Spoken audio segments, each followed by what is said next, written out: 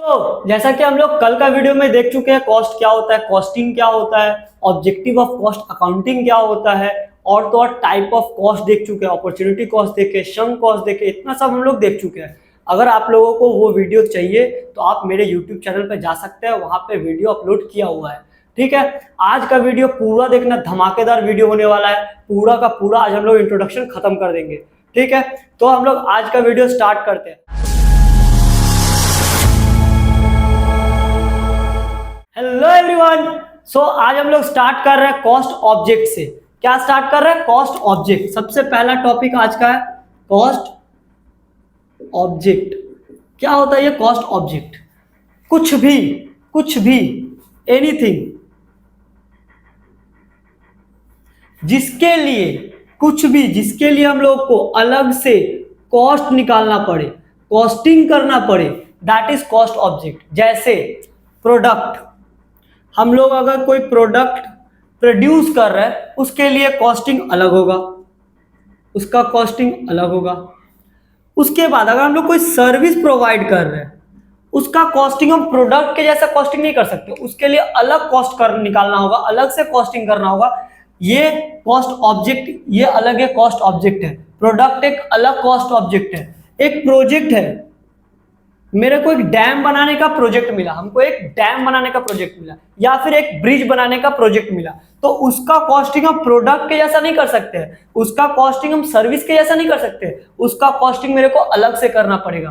तो प्रोजेक्ट एक अलग कॉस्ट ऑब्जेक्ट है। ये जो अलग अलग चीज है जिसका हम लोग कॉस्टिंग अलग अलग करना पड़ रहा है उसको हम लोग बोलते हैं कॉस्ट ऑब्जेक्ट। समझ में आया क्या? कॉस्ट ऑब्जेक्ट क्या है? कुछ भी जो हम लोगों को, जिसके लिए हम लोगों को अलग से कॉस्टिंग करना पड़े, that is called cost object. समझ में आ गया? चलो आगे बढ़ते हैं। अगला है कॉस्ट यूनिट। क्या है? Cost unit. क्या होता है कॉस्ट यूनिट? हम लोग जैसे अलग अलग चीज के लिए अलग अलग कॉस्टिंग का जरूरत पड़ता है, वैसे ही अलग अलग प्रोडक्ट के लिए अलग अलग कॉस्ट यूनिट का जरूरत पड़ता है। कॉस्ट यूनिट का मतलब क्या होता है? हम लोग मेजरमेंट करने के लिए, हम लोग को मेजरमेंट करने के लिए जिस चीज का जरूरत होता है उसको हम लोग कॉस्ट यूनिट बोलते हैं। अलग अलग प्रोडक्ट का हम लोगों को मेजरमेंट के लिए अलग अलग कॉस्ट यूनिट का जरूरत पड़ता है। यहाँ पे कुछ हम लोगों का कुछ CIMA है जो कि हम लोगों का रूल रेगुलेशन बनाता है कॉस्ट अकाउंटिंग का, उसका कुछ कॉस्ट यूनिट्स दिया हुआ है, वो हम लोग लिखेंगे। सबसे पहला है ऑटोमोबाइल्स, ये नंबर में डील करते हैं, अगला है सीमेंट, ये टन में, पर टन या फिर पर बैग, ये पर बैग में डील करते हैं। अगला जो है केमिकल, जो केमिकल इंडस्ट्री है ना वो लीटर पे डील करते हैं, लीटर, गैलन एटसेट्रा। केमिकल के बाद जो है वो पावर इंडस्ट्री है, पावर या फिर इलेक्ट्रिसिटी, ये KWH, kilo watt per hour पे डील करते हैं। अगला जो है वह स्टील इंडस्ट्री टन, पर टन पे ये लोग डील करते हैं। ठीक है, अगला ट्रांसपोर्टेशन,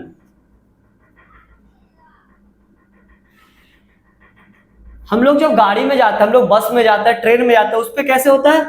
पैसेंजर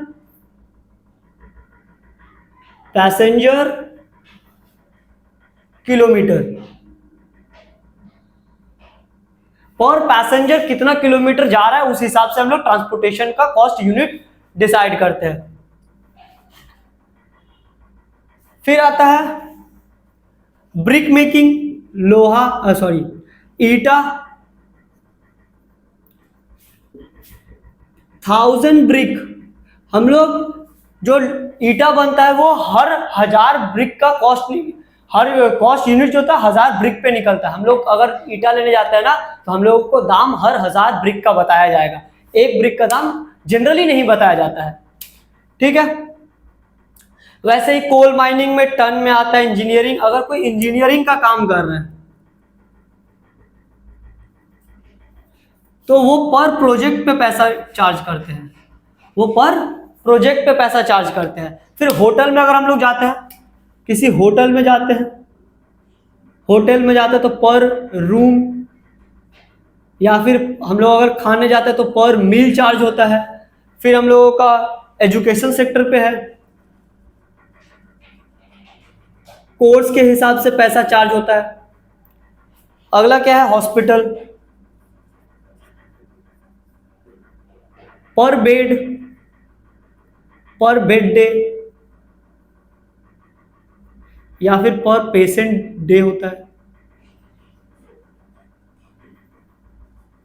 ये क्या है, ये कॉस्ट यूनिट है। अगर हम लोग किसी सीमेंट इंडस्ट्री में जाते हैं ना तो हम लोगों को, अगर हम लोगों को सीमेंट खरीदना है या फिर सीमेंट बेचना है तो हम लोग पर टन या पर बैग के हिसाब से हम लोगों को चार्ज बताया जाता है। या फिर हम लोग जो कॉस्ट डिटरमाइन करते हैं, उसका दाम निकालते हैं, तो हम लोग पर बैग या पर टन के हिसाब से उसका कॉस्ट डिटरमाइन करते हैं। वैसे ही अगर हम लोग होटल में जाते हैं तो पर रूम के हिसाब से हम लोग कॉस्ट डिटरमाइन करते हैं।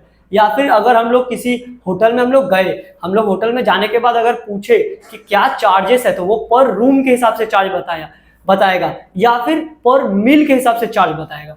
तो ये हम लोगों का कॉस्ट यूनिट है। अलग अलग इंडस्ट्री का कॉस्ट यूनिट अलग अलग होता है। आई होप आप लोगों को ये समझ में आ गया।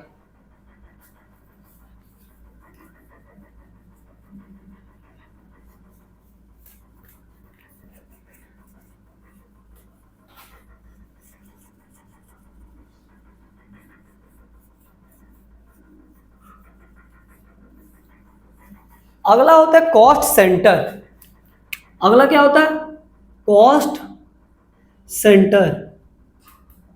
ये क्या होता है, कॉस्ट सेंटर एक डिपार्टमेंट है, ये एक डिपार्टमेंट है जो प्रॉफिट में डायरेक्टली कंट्रीब्यूट नहीं करते हैं। ये प्रॉफिट में डायरेक्टली कंट्रीब्यूट नहीं कर रहे हैं, बट हम लोगों को इसमें खर्चा करना पड़ रहा है, हम लोगों को इसमें खर्चा करना पड़ रहा है। लेट्स से एक प्रोडक्ट हम लोग बना रहे हैं, लेट्स से हम लोग एक मोबाइल बना रहे हैं, मोबाइल, हम लोग एक स्मार्टफोन बना रहे हैं या फिर मोबाइल बना रहे हैं। मोबाइल बनाने में रिसर्च टीम जो है, एक रिसर्च टीम होता है हम लोगों का, सर्च टीम होता है। रिसर्च टीम जो है वो मोबाइल बनाने में डायरेक्टली कंट्रीब्यूट नहीं कर रहा है। हम लोगों को मोबाइल बनाने में रिसर्च टीम डायरेक्टली कंट्रीब्यूट नहीं कर रहा है, बट रिसर्च टीम क्या कर रहा है, रिसर्च टीम देख रहा है कि मार्केट में किस हिसाब का मोबाइल चल रहा है, उसमें कौन कौन सा एंड्रॉयड वर्जन है, किस तरह का हम लोगों को चार्ज रखना है, हम लोगों को किस में कितना खर्चा करना है, हम लोगों को सॉफ्टवेयर क्या डालना है, ये सब के बारे में वो रिसर्च टीम रिसर्च करता है, फिर हम लोगों को बताता है, उस हिसाब से हम लोग फिर उस पर खर्चा करते हैं। तो ये टीम डायरेक्टली कंट्रीब्यूट नहीं कर रहा है, बट इसमें हम लोगों को रिसर्च टीम में खर्चा तो करना पड़ रहा है, उसमें मेरे को पैसा तो लग रहा है। तो ये वो डिपार्टमेंट जिसका हम लोगों को प्रॉफिट में डायरेक्टली कंट्रीब्यूशन नहीं है, बट हम लोगों को पैसा उसमें लगाना पड़ रहा है, उसको हम लोग बोलते हैं कॉस्ट सेंटर। समझ में आया क्या, नहीं समझ में आया, फिर से समझ लो। वो डिपार्टमेंट, कोई एक डिपार्टमेंट है, जैसे रिसर्च डिपार्टमेंट हम लोगों का कंपनी में, वो डिपार्टमेंट जो प्रॉफिट में डायरेक्टली कंट्रीब्यूट नहीं करता है, रिसर्च डिपार्टमेंट जो होता है वो डायरेक्टली कंट्रीब्यूट नहीं कर रहा है, बट उसमें हम लोगों को खर्चा तो करना पड़ रहा है, हम लोगों को रिसर्च टीम में खर्चा तो करना पड़ रहा है ना। तो वो जो खर्चा है वो हम लोग इसमें जोड़ेंगे, बिकॉज वो हम लोगों को इसके बिना, अगर हम लोग रिसर्च नहीं करेंगे तो इसका क्वालिटी हैम्पर हो जाएगा, इसका क्वालिटी हैम्पर हो सकता है। डायरेक्टली कंट्रीब्यूट नहीं कर रहा है बट इनडायरेक्टली कंट्रीब्यूट कर रहा है, इसको हम लोग बोलते हैं कॉस्ट सेंटर। आई होप समझ में आ गया। चलो आगे बढ़ते हैं।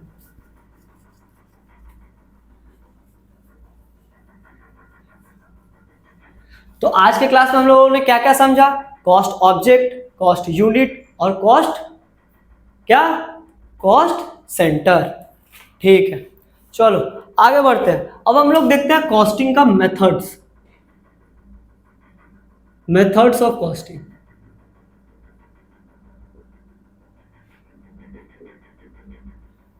अलग अलग तरह का मेथड है कॉस्टिंग का। कॉस्टिंग करने के लिए अलग अलग तरह का मेथड का यूज किया जाता है। हर इंडस्ट्री का मेथड अलग होता है क्योंकि हर इंडस्ट्री का रिक्वायरमेंट अलग होता है। सो सबसे पहला मेथड है आउटपुट मेथड।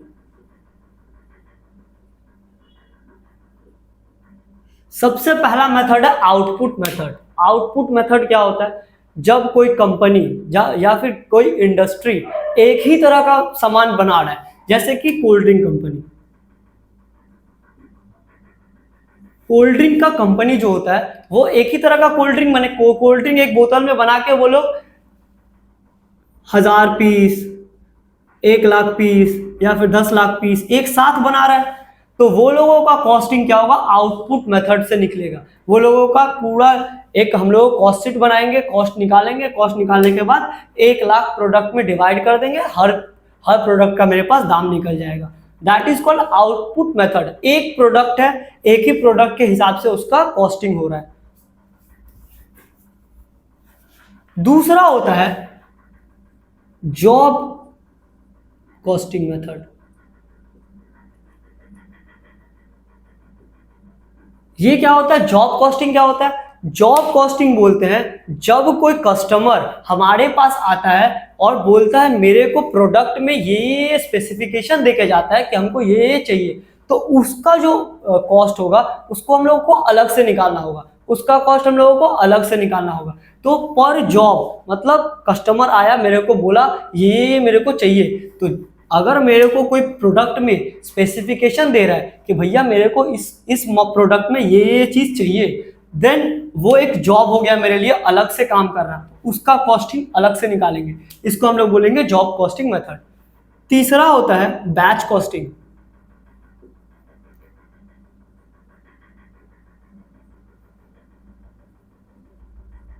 अब बैच कॉस्टिंग क्या होता है? सेम जॉब के तरह ही होता है, बट इसमें क्या होता है 2 3 4 या फिर थोड़ा ज्यादा ऑर्डर को एक साथ मिला के बैच में हम लोग निकालते हैं। हम लोग बैच का कॉस्टिंग करते हैं। लेट से एक जॉब है जिसमें हम लोगों को 5 पैकेट शू बनाना है, हम लोगों को 5 पैकेट जूता बनाना है, ठीक है। अब ये 5 पैकेट जूता एक इंसान को चाहिए, तो हम लोगों ने बना लिया, ये एक मेरा जॉब कॉस्टिंग है। सेम 5 पैकेट जूता ना और 3 4 आदमी को चाहिए, और 3 4 आदमी को चाहिए, 3 and more people।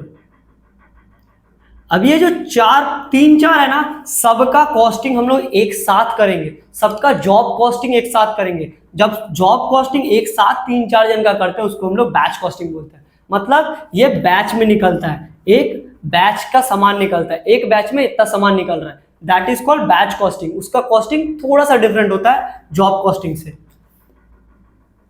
चौथा होता है कॉन्ट्रैक्ट कॉस्टिंग।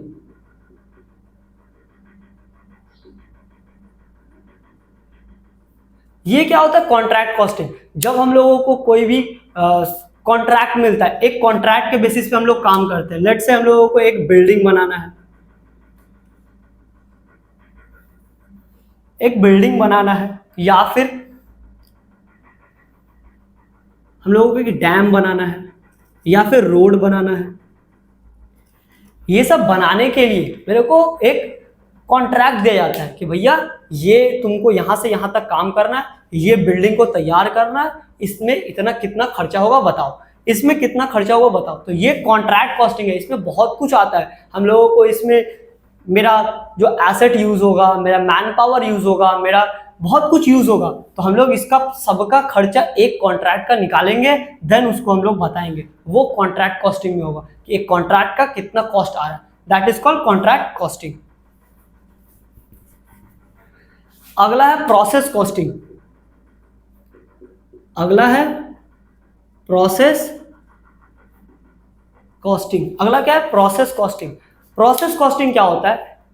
एक ऐसा सामान हम लोग बना रहे हैं जो 3 4 प्रोसेस में बन रहा है। एक ऐसा सामान बना रहे हैं जिसका 3 4 प्रोसेस, 3 4 स्टेप में वो बन रहा है। तो जब वो 3 4 स्टेप में बन रहा है, हम लोगों को पता करना है हर स्टेप में कितना कॉस्ट लग रहा है। हम लोगों को लेट्स से हम लोग एक शुगर केन से हम लोग शुगर का फैक्ट्री है मेरा, हम लोग सबसे पहले शुगर केन लाते हैं, उसको फिर गुड़ या जैगरी में कन्वर्ट करते हैं, फिर उसको हम लोग शुगर में कन्वर्ट करते हैं।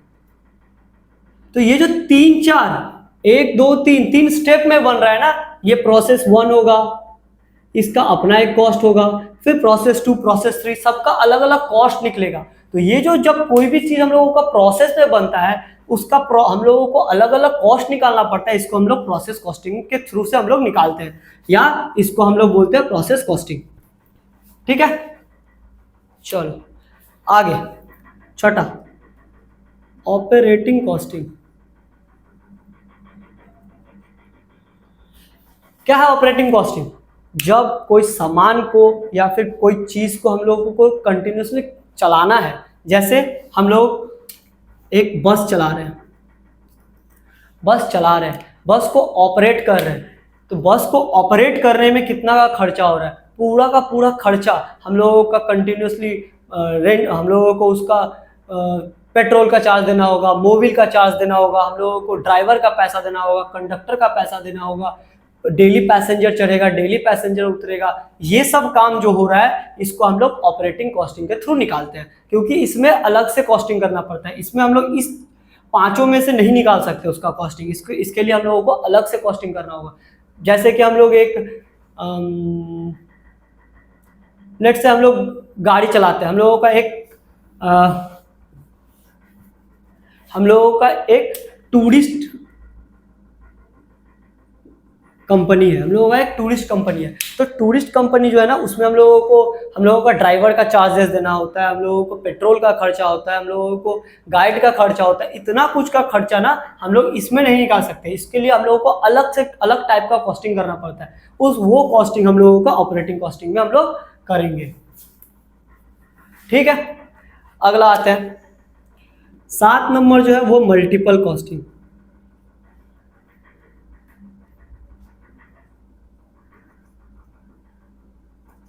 जब इन 6 कॉस्टिंग मेथड में 2 या 3 एक साथ करना पड़ रहा है किसी भी इंडस्ट्री में, या किसी भी प्रोडक्ट के लिए, या किसी भी सर्विसेज के लिए, हम लोगों को 2 या 2 से ज़्यादा प्रोडक्ट मेथड्स का यूज़ करना पड़ रहा है, 2 या 2 से ज़्यादा मेथड का यूज़ करना पड़ रहा है, उसको हम लोग मल्टीपल कॉस्टिंग मेथड बोलेंगे। हम लोगों को जब ये 6 मेथड में से कोई भी 2 का यूज करना पड़ रहा है, कोई 3 का यूज करना पड़ रहा है, साथ में करना पड़ता है, उसको हम लोग मल्टीपल कॉस्टिंग बोलते हैं। तो मेथड ऑफ कॉस्टिंग में कौन कौन सा मेथड आया? पहला आउटपुट मेथड है, जिसमें कि एक ही तरह का सामान होता है। जॉब कॉस्टिंग, इसमें स्पेसिफिकेशन, कस्टमर हम लोगों को स्पेसिफिकेशन देके जाता है। Batch costing same as job costing, but थोड़ा सा डिफरेंट होता है, जॉब से ज्यादा ऑर्डर होता है, इसमें हम लोग कुछ ऑर्डर को एक साथ कर लेते हैं और उसको फिर हम लोग कॉस्टिंग करते हैं। कॉन्ट्रैक्ट कॉस्टिंग, अगर मेरे को किसी चीज का कॉन्ट्रैक्ट दिया गया, बिल्डिंग का कॉन्ट्रैक्ट दिया गया, डैम का कॉन्ट्रैक्ट दिया, उसका जो हम लोग कॉस्टिंग करते हैं उसको हम लोग कॉन्ट्रैक्ट कॉस्टिंग के थ्रू निकालते हैं। प्रोसेस कॉस्टिंग, अगर कोई प्रोडक्ट 2 या 2 से ज्यादा प्रोसेस से होकर निकल रहा है, या फिर बहुत सारा प्रोसेस से होकर निकलता है, तो हम लोगों को हर प्रोसेस का हम लोगों को कॉस्टिंग करना पड़ता है। हम लोगों को हर स्टेप का हम लोगों को पता करने के कितना कॉस्ट लग रहा है, किसमें हम लोग कॉस्ट कंट्रोल कर सकते हैं, तब वो हम लोग प्रोसेस कॉस्टिंग के थ्रू देखेंगे।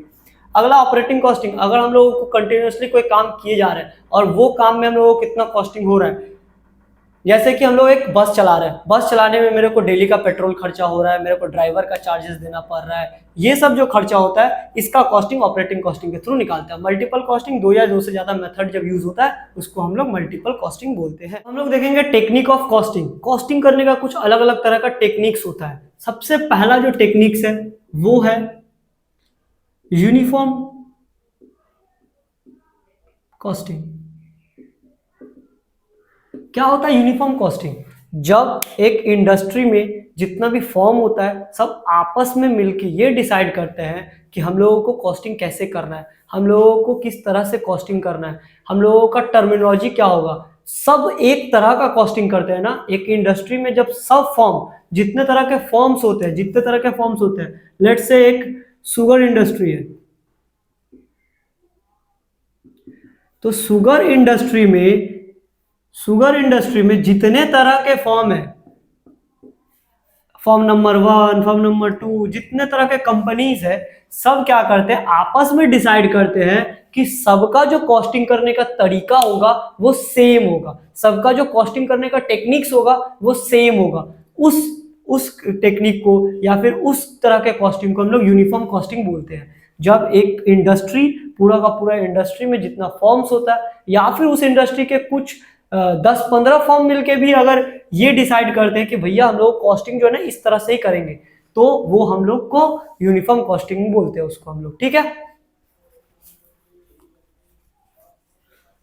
यूनिफॉर्म कॉस्टिंग के बाद अगला आता है स्टैंडर्ड कॉस्टिंग।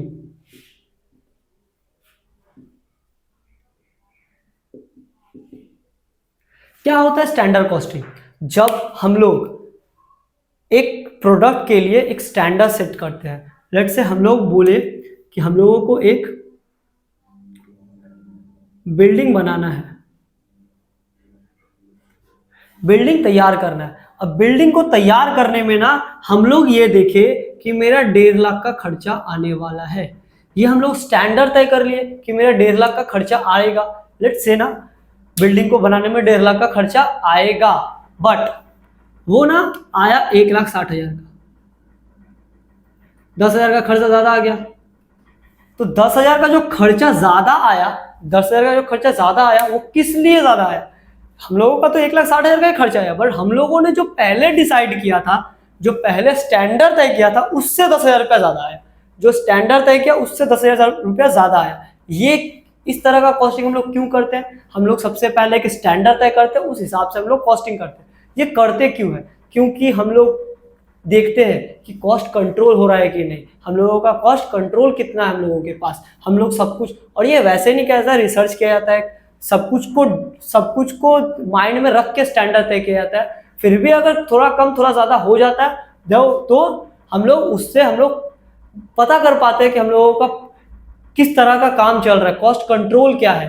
तो इससे हम लोग स्टैंडर्ड कॉस्टिंग से हम लोगों को पता चलता है कि हम लोगों का कॉस्ट कंट्रोल कितना है, ठीक है। तो ये एक तरह का कॉस्टिंग टेक्निक है जिसमें हम लोग सबसे पहले स्टैंडर्ड तय करते हैं कि मेरा उस प्रोजेक्ट को या फिर उस प्रोडक्ट को बनाने में कितना खर्चा होगा, उस प्रोडक्ट को बनाने में कितना खर्चा होगा, और फिर उससे हम लोग अपना जो एक्चुअल जो हम लोगों का खर्चा हुआ उसको हम लोग कंपेयर करते हैं। जो एक्चुअल खर्चा होता है उसको हम लोग उससे कंपेयर करते हैं, ठीक है।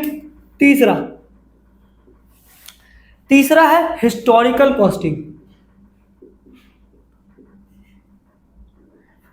पास्ट डेटा को लेके हम लोग कॉस्टिंग करते हैं। हम लोगों का पास्ट में सेम चीज बनाने में कितना खर्चा आया है, सेम चीज बनाने में कितना खर्चा आया है, साथ ही साथ कुछ हम लोगों को इन्फ्लेमेशन भी हुआ होगा, सब चीज का दाम भी बढ़ा होगा। तो इन्फ्लेमेशन रेट लेने के बाद फिर हम लोग आगे का कॉस्टिंग करते हैं। मतलब हम लोग पीछे वाला डेटा लेके 2017 में खड़ा होके 2016 का डेटा लेके 2018 के लिए कॉस्टिंग करते हैं। मतलब हम लोग इस डेट को खड़ा होके हिस्टोरिक कॉस्ट, मतलब हम लोग का पीछे सेम चीज को बनाने में कितना खर्चा हुआ था उसको हम लोग 2016 में कितना खर्चा हुआ था उसमें हम लोग कुछ इन्फ्लेमेशन जोड़ के हम लोग 2018 में हम लोग तय करते हैं कि मेरे को इतना खर्चा होना चाहिए। हम लोग बजट बनाते हैं कि मेरा इस सामान को बनाने में इतना खर्चा होना चाहिए। हो सकता है उतना भी खर्चा हो या फिर उतना ना भी हो, तो ये कोई फिक्स नहीं है कि उतना ही खर्चा होगा। बट हिस्टोरिकल कॉस्टिंग में हम लोग पास्ट डेटा से हम लोग फ्यूचर के बारे में डिसीजन लेते हैं। अगला आता है, चौथा जो है वो है मार्जिनल कॉस्टिंग। ये क्या होता है? मार्जिनल कॉस्टिंग क्या होता है? कॉस्टिंग का वो टेक्निक जिसमें जितना भी वेरिएबल कॉस्ट है उसको हम लोग प्रोडक्ट के साथ, जितना भी वेरिएबल कॉस्ट है उसको हम लोग पर प्रोडक्ट के कॉस्ट के साथ जोड़ते हैं। पर प्रोडक्ट कॉस्ट में हम लोग उसको बांट देते हैं। हम लोग जितना भी वेरिएबल कॉस्ट है उसको पर प्रोडक्ट कॉस्ट में बांटते हैं, बट फिक्स्ड कॉस्ट को नहीं देते हैं। इसमें फिक्स्ड कॉस्ट को हम लोग नहीं देते हैं। फिक्स्ड कॉस्ट देखते हैं पूरा पीरियड, जितना मान लेते हैं 6 महीना का एक पीरियड होता है, उसमें जो फिक्स्ड कॉस्ट होता है फिर उस 6 महीना में बांटते हैं। उस 6 महीना में जितना प्रोडक्ट बनता है उसमें हम लोग फिक्स्ड कॉस्ट को बांट देते हैं, बट वेरिएबल कॉस्ट को पर प्रोडक्ट में बांटते हैं। तो और एब्जॉर्प्शन कॉस्ट, इसके बाद जो है एब्जॉर्प्शन कॉस्टिंग क्या होता है? Same as marginal costing, but इसमें फिक्स्ड कॉस्ट भी पर प्रोडक्ट के साथ जाता है। एब्जॉर्प्शन कॉस्टिंग और मार्जिनल कॉस्ट में थोड़ा सा डिफरेंस है, इसमें फिक्स्ड कॉस्ट हम लोग नहीं लेते पर प्रोडक्ट के साथ, बट एब्जॉर्प्शन कॉस्टिंग में पूरा पर प्रोडक्ट के साथ डिवाइड हो जाता है, सबको हम लोग पर प्रोडक्ट के हिसाब से बांट देते हैं। ठीक है, तो ये टेक्निक्स है, ये क्या है? Techniques of costing. ये 5 टेक्निक्स ऑफ कॉस्टिंग है। सबसे पहला यूनिफॉर्म, जिसमें कि सारा फॉर्म्स मिलके, एक इंडस्ट्री का सारा फॉर्म्स मिलके एक तरह का कॉस्टिंग करने का डिसाइड करते हैं। स्टैंडर्ड कॉस्टिंग, हम लोग एक स्टैंडर्ड तय करते हैं, उसके साथ एक्चुअल जो हम लोगों का कॉस्टिंग होता है उसको कंपेयर करते हैं। हिस्टोरिकल कॉस्टिंग, पास्ट डेटा को देख के हम लोग कुछ भी आगे का कॉस्टिंग करते हैं। मार्जिनल कॉस्टिंग, हर प्रोडक्ट में जितना भी वेरिएबल कॉस्ट होता है उसको बांटते हैं, बट फिक्स्ड कॉस्ट को नहीं बांटते हैं। एब्जॉर्प्शन कॉस्टिंग में वेरिएबल कॉस्ट भी बांटते हैं और फिक्स्ड कॉस्ट भी बांट देते हैं। ठीक है, ये टेक्निक्स ऑफ कॉस्टिंग था।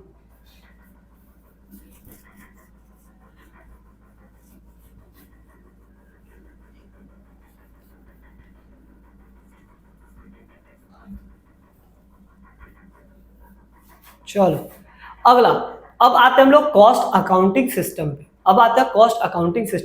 कॉस्ट अकाउंटिंग करने के लिए हम लोग कुछ ना कुछ सिस्टम का यूज करते हैं। उस कॉस्ट अकाउंटिंग सिस्टम के लिए क्या क्या, एक अच्छा कॉस्ट अकाउंटिंग सिस्टम के लिए क्या क्या जरूरी फीचर्स होना चाहिए उस कॉस्ट अकाउंटिंग सिस्टम में, सबसे पहले हम लोग वो देखते हैं।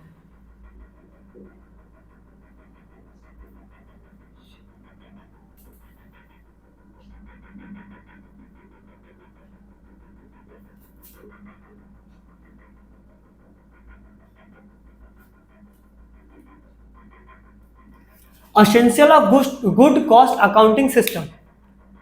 Essential of good cost accounting system, एक अच्छा कॉस्ट अकाउंटिंग सिस्टम के लिए क्या क्या एसेंशियल फीचर्स होना चाहिए उस कॉस्ट अकाउंटिंग सिस्टम में, वो देखते हैं। सबसे पहला फीचर्स तो होना चाहिए, वो इंफॉर्मेटिव होना चाहिए,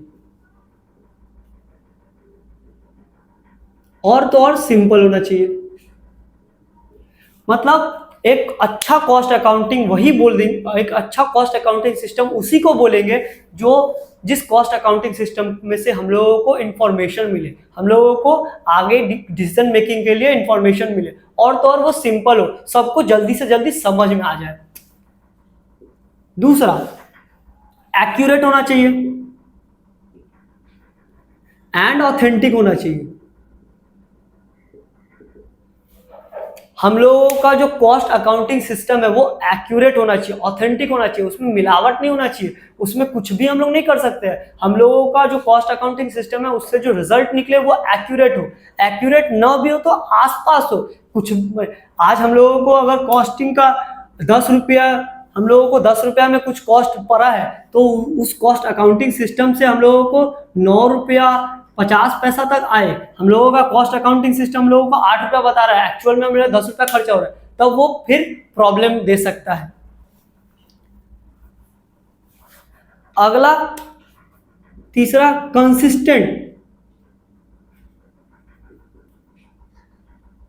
कंसिस्टेंसी।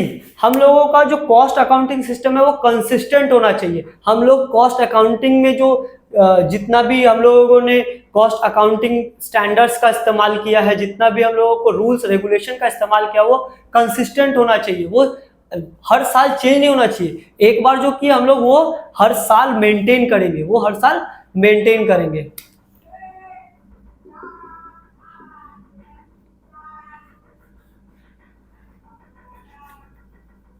अगला है integrated and inclusive. Cost accounting system और financial accounts, cost accounting,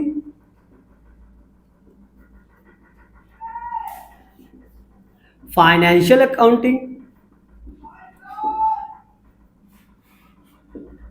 taxation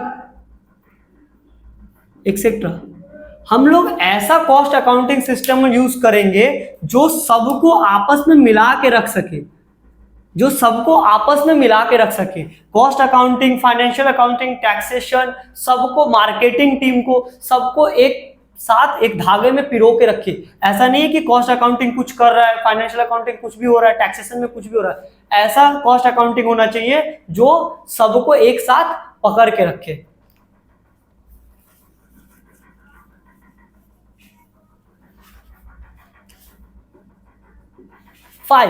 पांचवा, फ्लेक्सिबल एंड अडेप्टिव। मतलब वो जो कॉस्ट अकाउंटिंग सिस्टम है इतना फ्लेक्सिबल होना चाहिए, इतना फ्लेक्सिबल होना चाहिए कि वो हम लोगों के अगर कॉस्टिंग में कुछ अमेंडमेंट आ रहा है, कॉस्ट अकाउंटिंग में कुछ अमेंडमेंट आ रहा है, कुछ रूल रेगुलेशन चेंज हो रहा है, तो वो अडेप्ट कर पाए, उसमें चेंजेस करने में आसानी हो।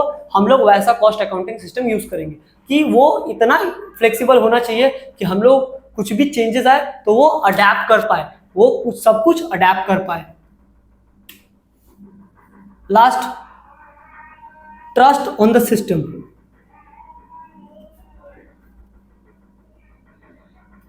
ये क्या है? जितना भी हम लोगों का मैनेजर्स है, सुपरवाइजर है, या फिर जो भी कॉस्ट अकाउंटिंग यूज कर रहा है, कॉस्ट अकाउंटिंग को यूज कर रहा है, उसमें से जो भी हम लोगों का रिजल्ट निकल रहा है उस पे सबको ट्रस्ट होना चाहिए। सबसे जरूरी चीज, सिस्टम को उस पर ट्रस्ट होना चाहिए। हम लोगों का जो कॉस्ट अकाउंटिंग सिस्टम है उसमें से जो रिजल्ट निकल रहा है सबको उस पर ट्रस्ट होना चाहिए। ये सबसे जरूरी चीज है कॉस्ट अकाउंटिंग सिस्टम का। ठीक है, essential of good cost accounting system में ये 6 है। ये 6 हम लोगों ने देख लिया। अब हम लोग को लास्ट हम लोग देखेंगे कि हम लोग अगर एक कंपनी में गुड कॉस्ट अकाउंटिंग सिस्टम या फिर कॉस्टिंग का जो सिस्टम है उसको इंस्टॉल करेंगे तो फिर क्या क्या हम लोगों को नजर में रखना पड़ेगा, हम लोगों को दिमाग में रखना पड़ेगा अगर एक कॉस्ट अकाउंटिंग को हम लोग इंस्टॉल कर रहे हैं तो।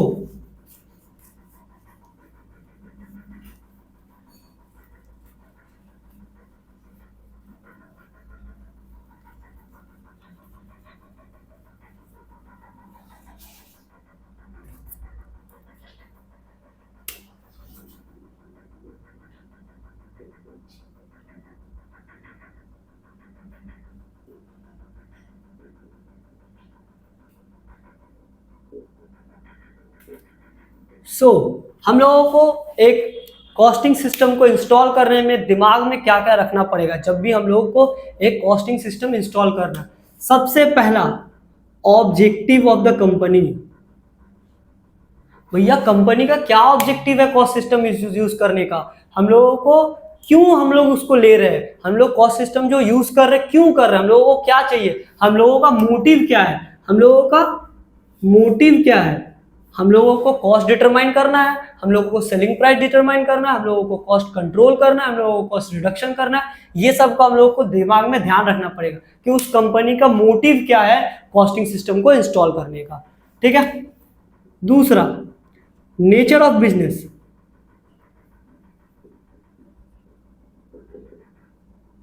कॉस्टिंग सिस्टम को इंस्टॉल करने के लिए सबसे जरूरी चीज है नेचर ऑफ बिजनेस। बिजनेस का नेचर क्या है, जिस हिसाब से बिजनेस का नेचर होगा उस हिसाब का कॉस्टिंग सिस्टम लोग इंस्टॉल करेंगे। कंपनी का नेचर कैसा है, कंपनी का जो प्रोडक्ट बन रहा है वो प्रोसेस में बन रहा है या फिर सर्विस रेंडर कर रहा है, वो कंपनी किस तरह का काम कर रहा है, कंपनी किस तरह का काम कर रहा है, जिस तरह का काम करेगा उस तरह का कॉस्टिंग सिस्टम हम लोग यूज कर सकते, हम लोग उसमें इंस्टॉल करेंगे। ऐसा नहीं है कि हम लोग सर्विस दे रहे हैं और हम लोग प्रोसेस कॉस्टिंग उसमें किए जा रहे हैं, नहीं होगा ना, काम नहीं हो सकता। या फिर हम लोग उसमें कॉन्ट्रैक्ट बेसिस पे काम करते हैं, हम लोग कंपनी कॉन्ट्रैक्ट बेसिस पे काम कर रहे हैं और हम लोग प्रोसेस कॉस्टिंग कर रहे हैं, नहीं, हम लोग अभी मेथड ऑफ कॉस्टिंग में देख के आए हैं कि जिस तरह का काम होगा उस तरह का मेथड हम लोग को इंस्टॉल करना होगा, जिस तरह का बिजनेस होगा उस तरह का कॉस्टिंग सिस्टम लोग को इंस्टॉल करना होगा।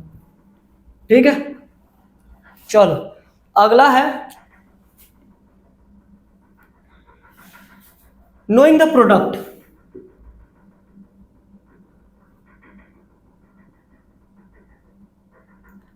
हर प्रोडक्ट का कॉस्टिंग सिस्टम अलग अलग होता है। अभी हम लोग देख के आए मेथड ऑफ कॉस्टिंग में, हर प्रोडक्ट का कॉस्टिंग सिस्टम अलग अलग होता है। हम लोगों को देखना पड़ेगा कि प्रोडक्ट किस तरह का प्रोडक्ट है, प्रोडक्ट प्रोसेस में निकल रहा है, प्रोडक्ट प्रोसेस में निकल रहा है या प्रोडक्ट से बाई प्रोडक्ट तो नहीं निकल रहा है, प्रोडक्ट से बाई प्रोडक्ट तो नहीं निकल रहा है। अब ये बाय प्रोडक्ट क्या होता है? एक ऐसा मेन प्रोडक्ट होता है जिसमें से कुछ चीज निकाल दिया जाता है लेकिन वो बिक जाता है, लेकिन वो बिक जाता है। जैसे कि ये हम लोगों का चीनी का प्रोसेस तो बनता ही है, साथ में अगर हम लोग शुगर बनाते टाइम हम लोग जैगरी को भी बेच सकते हैं मार्केट में, हम लोग जैगरी को भी मार्केट में बिक जाता है, तो शुगर का बाय प्रोडक्ट जैगरी होता है। ठीक है, तो मेन प्रोडक्ट से अगर कोई अलग, हम लोग कोई प्रोडक्ट को अलग कर रहे हैं और वो भी बिक रहा है मार्केट में, हम लोगों का बाय प्रोडक्ट है, तो हम लोगों को प्रोडक्ट के बारे में जानना है कि प्रोडक्ट किस तरह का है, किस तरह का प्रोडक्ट है, उस तरह का कॉस्टिंग सिस्टम लोग इंस्टॉल करेंगे।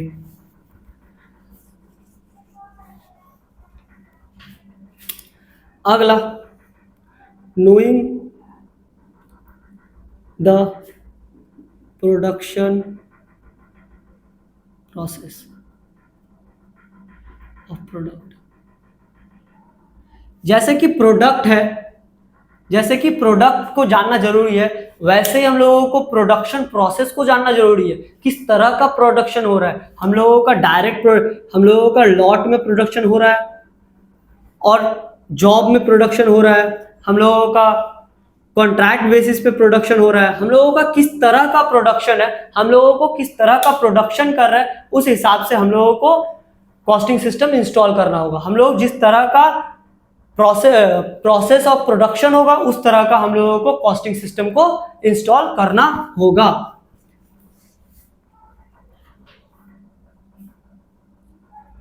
और तो और जो हम लोगों का कंपनी का अकाउंटेंट होगा, कॉस्ट अकाउंटेंट होगा, अगर उसको पता ही नहीं होगा कि प्रोडक्शन प्रोसेस क्या है तो वो अच्छा कॉस्टिंग नहीं कर सकता है, वो अच्छा कॉस्टिंग नहीं कर पाएगा। स्टैट्यूटरी